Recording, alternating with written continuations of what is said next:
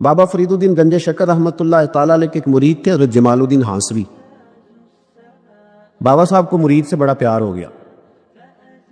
وہ ہانسا کے رہنے والے بابا صاحب پاک پتن کے، تو وہ بیچارے اکیلے بھائی تھے، والد بھی فوت ہو گیا تو ماں بوڑھی تھی. بابا صاحب نے ان سے کہا کہ تو پاک پتن آ جا. کہنے لگے حضور ماں نہیں اجازت دیتی، اگر آپ کہتے ہیں تو آ جاتا ہوں. تو بابا صاحب فرمانے لگے اگر نبی پاک نے اویس کرنی کو بلایا ہوتا تو میں بھی تجھے بلا لیتا، لیکن نبی کریم علیہ السلام نے انہیں نہیں بلایا تو لہذا میں تجھے بھی نہیں بلاتا. لیکن پیار بڑا تھا تو بابا صاحب کہنے لگے چل تو پاک پتن نہیں آتا تو میں تو تیرے گاؤں آ سکتا ہوں. 3 سال بابا جی مرید کی خاطر اس کے گاؤں میں چلے گئے. ان بھی پیٹ ہو جاندے نے مرید کی خاطر، پر مرید پجاروں والا ہونا چاہیے. بابا صاحب نا 3 سال مرید کے ہاں چلے گئے. 3 سال ہانسا میں آپ نے قیام فرمایا. 3 سال. والدہ تو ان کی جلدی انتقال کر گئی لیکن بابا صاحب وہیں رہ گئے. تو حضرت جمال الدین بڑے خوبصورت تھے، بڑے پیارے تھے، ویسے بھی ادائیں بڑی اچھی تھی ان کی، عالم فاضل.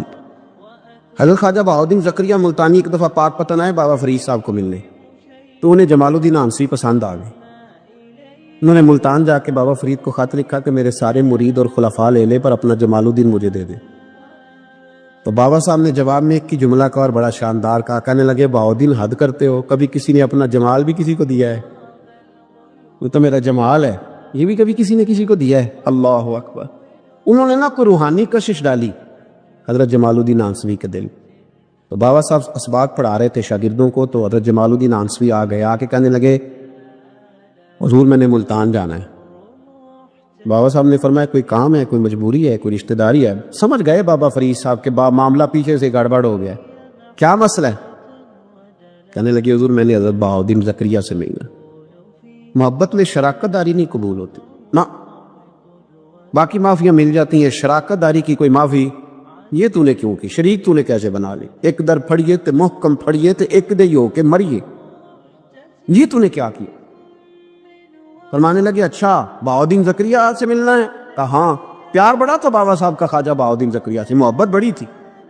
فرمایا اچھا میں تیری خاطر یہاں آیا ہوں اور تو نے کوئی قدر ہی نہیں ڈالی. تو کہتے آگے جانا ہے، جا اب تو اسی کے پاس جائے گا.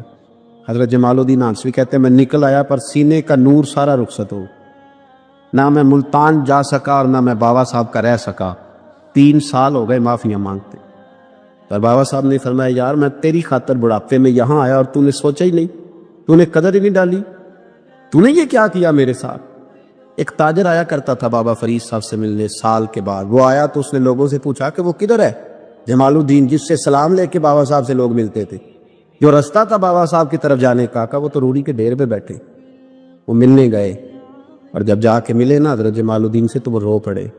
کہا کیا ہوا؟ کہنے لگے بس ہوا یہ کہ میں اس کی قدر نہیں ڈال سکا، جو قدر مجھے کرنی چاہیے تھی نا یار کی، میں وہ قدر کر سکا، میں قدر نہیں کر سکا، یہ مجھے سزا ملی. کہا ان سے کہنا معاف کر دے. وہ تاجر بڑا پیارا تھا. بابا صاحب رات کو پیر دبا رہا تھا، وہ تاجر بابا صاحب کے، اس کا خیال تھا لوگ سارے جائیں گے تو بات کروں گا. پیر دباتے دباتے ساری دنیا چلی گئی، وہ بیٹھا رہا. بابا صاحب بولے، فرمانے لگے جاتا کیوں نہیں؟ جمال الدین کی بات کرنی ہے، جمال الدین کا ذکر کرنا ہے، چل کر. تو کہا حضور اب دیکھا نہیں جاتا، مہربانی فرمائیں. فرمایا یار اس نے دیکھ میرے ساتھ کیا کیا ہے؟ میں علاقہ چھوڑ کے یہاں آیا اس کی خاطر، اور وہ کہتا ہے میں نے آگے جانا ہے. اس نے توجہ ہی نہیں کی، اس نے میری محبت کو سمجھا ہی نہیں. فرمایا اسے کہنا میں اسے بھولا نہیں، میں روز اس کے لیے دعا کرتا ہوں. جا تو کہتا ہے تو اسے لے آ. حضرت جمال الدین ہانسوی جب آئے نا، اللہ والے پھر بھی سامنے والے پہ الزام نہیں ڈالتے. جب آئے نا تو کمزور ہو گئے تھے، وجود کمزور ہو گیا، آنکھیں باہر نکل آئیں. تو حضرت بابا صاحب انہیں دیکھ کے نا انہیں پھر بھی کچھ نہیں کہا. کہنے لگے فرید الدین، اپنے آپ کو مخاطب، فرید الدین یہ تو نے کیا کیا؟ کوئی اپنے جمال کا اس طرح کا حال بھی کرتا ہے. ان کو جب معافی ملی تو وہ رو پڑے. کہنے لگے حضور میرے لیے دعا کریں، اب میں رضا میں ہی پردہ کر دوں. ان کا انتقال ہوا اور بابا صاحب نے خود جنازہ پڑھایا. سنو بخاری شریف، سنو بخاری، صحیح بخاری. حضرت عمر فاروق رضی اللہ تعالیٰ عنہ فرماتے میں تورات پڑھ رہا تھا. نبی پاک علیہ السلام مسجد نبوی میں آئے تو میں تورات پڑھ رہا تھا، تورات. حضور نے آتے پوچھا عمر کیا کر رہے ہو؟ یا رسول اللہ صلی اللہ علیہ وسلم تورات پڑھ رہا ہوں جو حضرت موسیٰ علیہ السلام پہ نازل ہوئی، اللہ کی کتاب. نبی کریم علیہ السلام حضرت عمر کہتے ہیں کبھی مجھ سے ناراض نہیں ہوئے، پر آج حضور ناراض ہو گئے، چہرے پہ جلال آیا.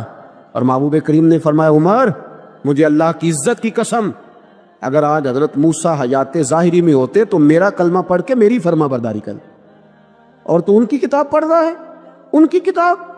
مسلمان کو کسی اور طرف نکلنے کی اجازت، یہاں تو گھر میں بھوک ہونا تو بندہ پڑوسی کے گھر سالن لینے جائے، اور اگر ہر چیز تجھے اپنے گھر ملے، ہر خیر تجھے ملے، پھر تو دائیں بائیں کیوں جائے، کس لیے جائے؟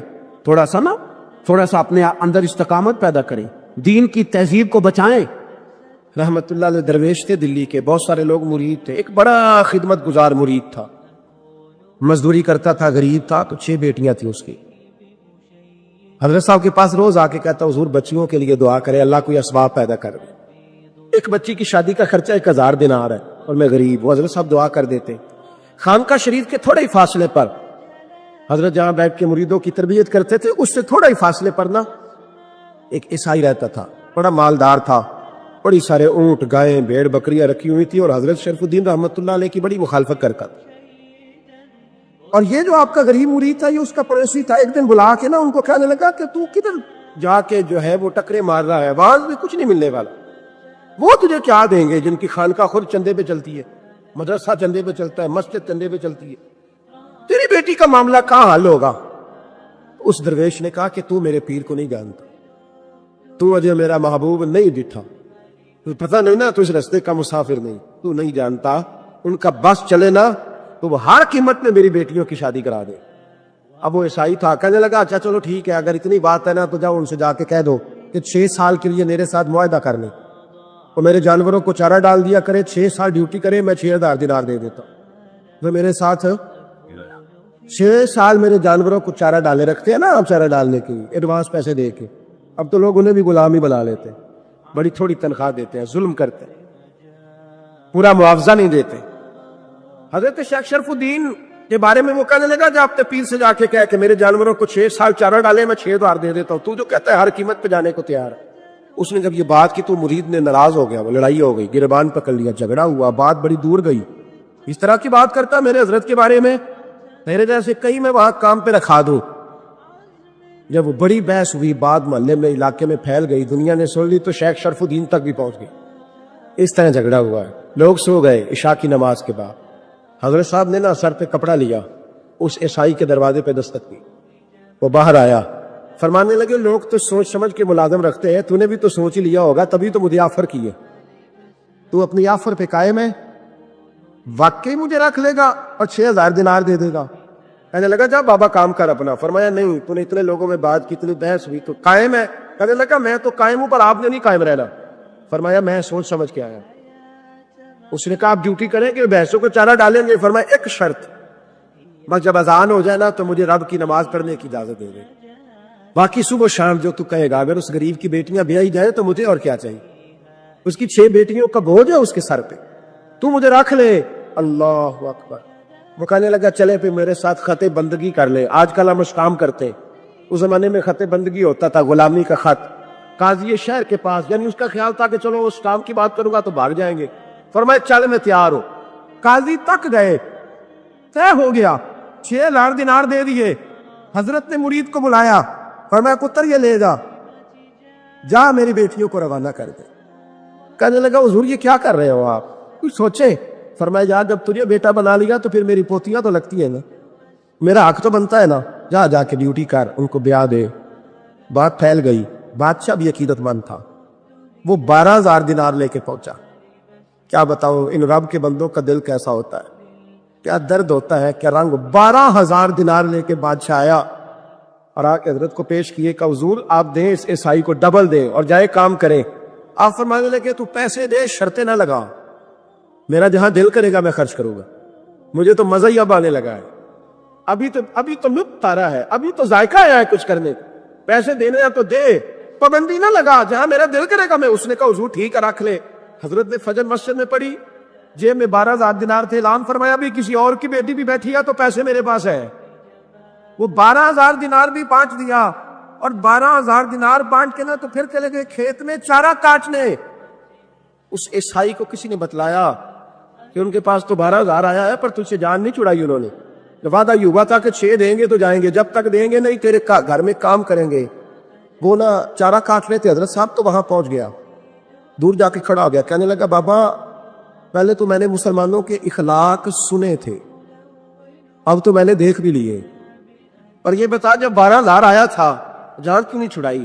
تو حضرت چارہ کاٹتے کاٹتے رو پڑے، فرمانے لگے تو نہیں نہ جانتا یہ بیٹیاں سانجھی ہوتی ہیں، پتہ نہیں نا؟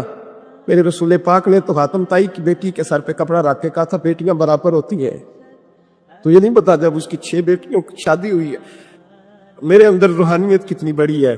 فرمایا پھر 12,000 آیا ہے تو 2-4 بچیاں پھر گئی ہیں، یہ نہیں پتا میں اندر سے راضی کتنا ہوں، میں تیری نوکری کرتا رہوں گا، پتہ نہیں اللہ کتنی بیٹیوں کو بیاہ دے گا۔ اتنا رویا وہ عیسائی کے پیروں میں بیٹھ گیا، کہنے لگا بابا میں نے تیری مخالفت کی ہے پر تیرے قریب آ کے پتہ چلا ہے تو بہت اونچے اخلاق کا مالک ہے، اور اگر تیرا یہ مقام ہے تو تجھے اخلاق سکھانے والے محمد عربی کی شان کتنی ہے گی۔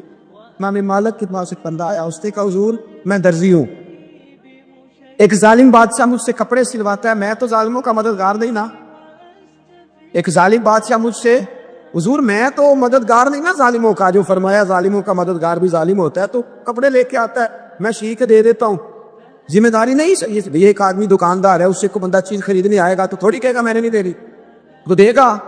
کوئی بندہ اگر کسی شخص سے کوئی کام کہتا ہے جو اس کی فیلڈ ہے، اس کا شعبہ ہے، اس کا معاش کا وہ سلسلہ ہے، کہتے ہیں یا رسول اللہ صلی اللہ علیہ وسلم ظالموں کا مددگار بھی ظالم، حضور نے فرما دیا۔ تو امام مالک سے بندے نے مسئلہ پوچھا، دل کی تختی پہ لکھنے والی باتیں ہیں، کہا حضور میں درزی ہوں، ظالم کپڑے سلواتے ہیں، میں تو مددگار نہیں نا۔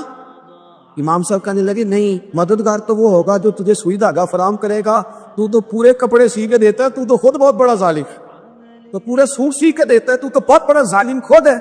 مددگار تو وہ ہوگا جو تجھے دھاگا دے گا، جو تجھے بٹن دے گا، جو تجھے نلکی دے گا، جو ظالم سے اتنی نفرت ظلم کر کے بنتا ہے۔ یہاں تو ہمارے زمانے میں ہیرو بن جاتے ہیں لوگ، ظالم ہیرو ہے، لوگ اس سے ڈرتے پھرتے ہیں، گھومتے پھرتے ہیں، اور بہت سارے کم مزاج لوگ اس کے پیچھے ہاتھ باندھ کے پھرتے ہیں۔ ظالموں کی مدد کرنا، ظالموں کے ساتھ رہنا، یہ ظلم ہے، ظلم، یہ زیادتی ہے۔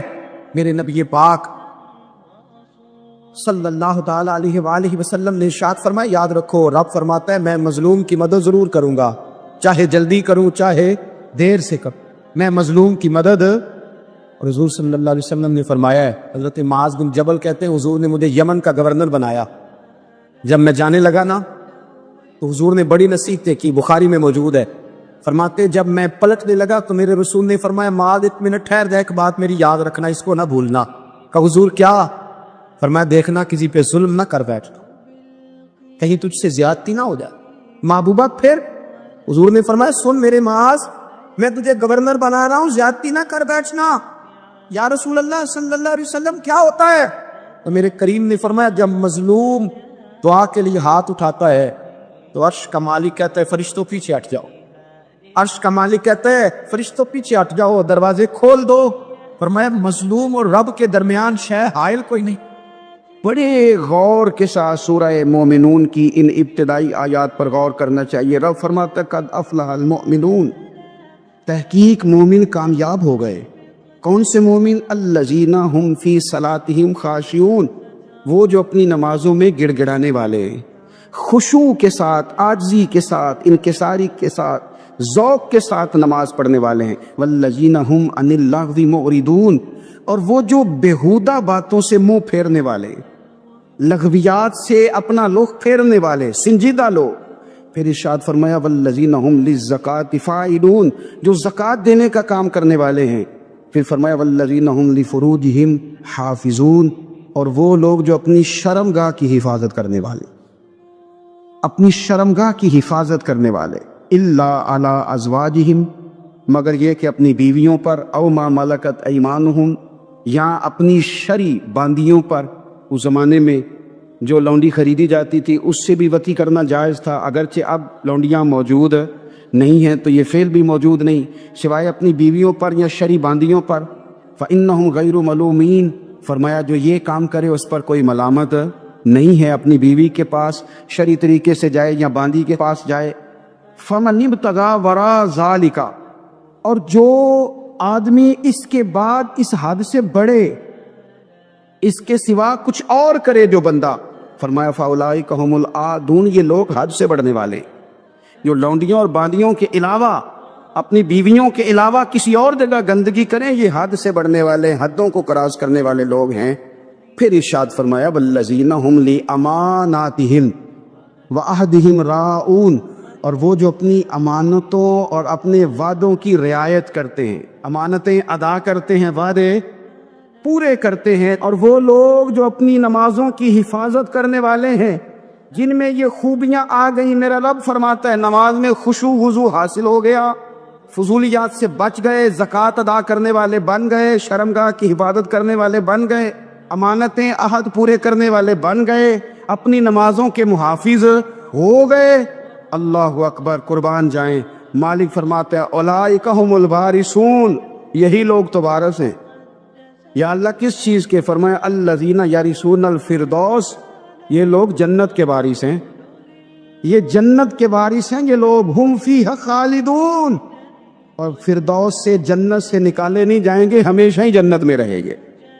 یہ آیات اللہ کا مطالبہ بھی ہے، یہ آیات صحابہ، اہل بیت، اولیاء اللہ، ان تمام کی سیرت کا عکس بھی ہے، اور سب سے بڑھ کر سیدہ عائشہ صدیقہ فرماتی ہیں یہی تو آیات ہیں جنہیں اچھی طرح سمجھ لو گے تو تمہیں مدینے والے کے اخلاق بھی سمجھ میں آ جائے، حضور کے اخلاق بھی تمہیں سمجھ میں آئے۔ بڑے غور کے ساتھ سورہ مومنون کی ان ابتدائی آیات پر غور کرنا چاہیے۔ رب فرماتا ہے قد افلح المؤمنون، تحقیق مومن کامیاب ہو گئے۔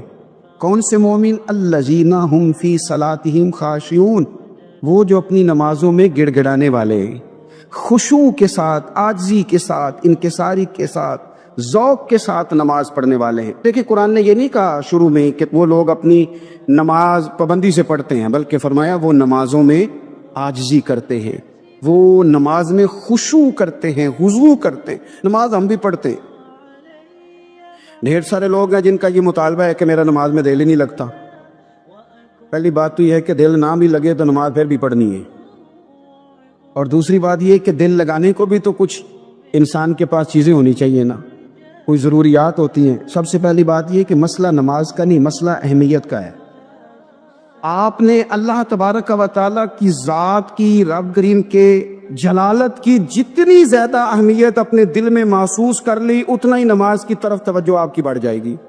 آپ سادی سی مثال ہے، غور کر لیں، جتنا آپ اپنے استاد کو پروٹوکول دیتے ہیں، جتنی عزت کرتے، اتنا ہی وقت پہ آپ ان کے پاس پہنچ بھی جاتے۔ اگر آپ کے دل میں اہمیت نہیں ہے تو آپ ٹال دیں گے، اور جس استاد کی اہمیت ہے اس کے فون کی گھنٹی بجتے ہی فون بھی اٹھایا جائے گا، اور بات پوری مکمل بھی نہیں ہوگی تو کہا جائے گا جیسے آپ کہیں گے، اور جو وقت وہ دیں گے ان سے 10 منٹ پہلے پہنچنے کی کوشش بھی کی جائے گی۔ بس سمجھ لیں دل لگنے نہ لگنے کا مسئلہ نہیں، اہمیت کا مسئلہ ہے۔ آپ جتنی اپنے مالک کی بارگاہ کی اہمیت سمجھ لیں گے، اتنا ہی وقت پہ مسجد آئیں گے، اتنا ہی شوق سے نماز پڑھیں گے۔ دوسری بات، نماز کے ترجمے پہ غور کریں۔ آپ یقین کریں اگر نماز کا ترجمہ ہمیں آ جائے نا تو ہمیں تو یوں لگے کہ ہم تو اپنے مالک کی بارگاہ میں عرض و معروض کرنے حاضر ہوئے ہیں۔ یہ سورہ فاتحہ ہی دیکھ لیں آپ، حضور فرماتے ہیں، رب فرماتا ہے سورۃ فاتحہ آدھی میری ہے آدھی میرے بندے کی ہے۔ جب اس نے کہا الحمدللہ رب العالمین الرحمن الرحیم مالک یوم الدین ایاک نعبد و ایاک نستعین، جب یہاں تک وہ لفظ کہتا ہے تو یہ حصہ میرا تھا، اس نے اپنے رب کی تعریف کی، اور جب کہا نا اس نے اہدنا الصراط المستقیم، اب بندے نے التجائیں شروع کر دی۔ اس نے کہا کہ مالک بھی تو ہے، رحمان بھی تو ہے، رحیم بھی تو ہے، عبادت بھی تیری کرتے ہیں تو مدد بھی تو تجھی سے مانگنی ہے نا، اب مہربانی فرمانا اہدنا الصراط المستقیم، ہمیں سیدھا راستہ دکھا دے، صراط الذین انعمت علیہم، ان لوگوں کا راستہ دکھانا جن پر تو نے انعام کیا ہے، غیر المغضوب علیہم ولا الضالین، ان کے راستے پہ نہ چلانا ان پر تیرا غضب ہوا، جو گمراہ ہو گئے ان کے راستے۔ تو نماز میں جب ترجمے پر آپ کا غور ہوتا ہے تو آپ کا تو دل خود بخود لگ جاتا ہے، شوق پڑ جاتا ہے آپ کا۔ تو اتنی چیزیں ہم زندگی میں یاد کرتے ہیں، تو اگر ترجمہ بھی نماز کا یاد کر لیں اور پھر شوق سے پڑھیں تو آپ یقین کریں طبیعت کھنچی چلی آئے گی۔ ہمارے یہاں کچھ لوگ نماز پڑھتے ہیں پر بڑی لاپرواہی سے پڑھتے ہیں، کبھی ادھر دیکھتے ہیں کبھی ادھر دیکھتے ہیں، کبھی بال سہلاتے ہیں۔ اور میں نے دیکھا ہے سجدے جا رہے ہیں تو سیانے سیانے بندے کبھی کپڑے کو چھیڑ رہے ہیں کبھی جگہ کو چھیڑ رہے ہیں۔ میرے نبی کریم صلی اللہ تعالی علیہ وسلم نے فرمایا ان لوگوں کا کیا حال ہے جو اپنی نماز میں نظریں آسمان کی طرف اٹھاتے ہیں، رکوع سے اٹھے تو اوپر دیکھنا شروع کر دیا. کیا حال ہے ان کا؟ اور پھر حضور نے ایک موقع پر تو سختی فرمائی، فرمایا جو نماز پڑھتے اپنی نظریں آسمان کی طرف اٹھاتا ہے وہ باز آ جائے، ورنہ ایسا نہ ہو کہ رب اس کی آنکھیں ہی چھین لے. وہ باز آ جائے اس کام سے. خشوع کے ساتھ نماز پڑھے، عاجزی کے ساتھ نماز پڑھے، اس کا دل لگا ہوا ہو نماز کے اندر. میرے نبی پاک صلی اللہ تعالیٰ علیہ وآلہ وسلم کے غلام حضرت انس بن مالک رضی اللہ تعالیٰ عنہ فرماتے کہ رسول پاک صلی اللہ علیہ وسلم نے مجھ سے فرمایا تھا کہ بیٹے نماز میں ادھر ادھر دیکھنے سے بچو، کیونکہ فرمایا نماز میں ادھر ادھر توجہ کرنا یہ بندے کو ہلاک کر دیتا ہے. ہلاکت ہے اس میں اگر تم نے ادھر ادھر توجہ کی. نماز تم مالک کی بارگاہ میں کھڑے ہو اور تم دیکھ ادھر ادھر رہے ہو. تو ایک تو نماز عاجزی کے ساتھ. پھر فرمایا والذین ہم عن اللغو معرضون، وہ لوگ جو فضول باتوں سے، لغویات سے اپنا منہ پھیر لیتے ہیں، فضولیات سے.